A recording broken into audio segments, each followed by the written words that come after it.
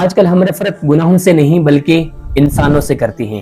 جتنے بھی اولیاء کرام گزرے ہیں ان کا حال یہ تھا، جب بھی وہ کسی کو گناہ کے اندر مبتلا دیکھتے تو وہ اس ذات سے نہیں، اس آدمی سے نہیں بلکہ اس گناہ سے نفرت کرتے تھے، اس لیے کہ گناہ سے نفرت کرنا واجب ہے۔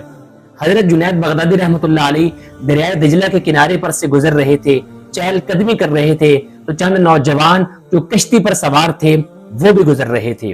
ہنسی مذاق کی محفل تھی، ہنسی مذاق کی محفل ہو اور پاس سے کوئی دیندار قسم کا آدمی گزرے تو اس کا مذاق اڑانا بھی اس تفریح کا حصہ ہوتا ہے۔ تو انہوں باش قسم کے نوجوانوں نے حضرت کا مذاق اڑایا اور کچھ جملے کسے، تو حضرت کے ساتھ ایک اور صاحب بھی موجود تھے، تو عرض کیا کہ حضرت اتنی بڑی گستاخی، ایک تو خود گناہ کر رہے ہیں، خود فسق و فجور کے اندر مبتلا ہیں، اور دوسرے اللہ والوں کا مذاق اڑا رہے ہیں۔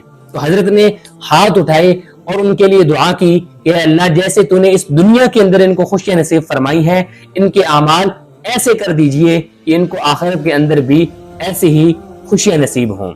تو انہوں نے ان کی ذات سے نفرت نہیں فرمائی بلکہ ان کے گناہوں سے نفرت کی۔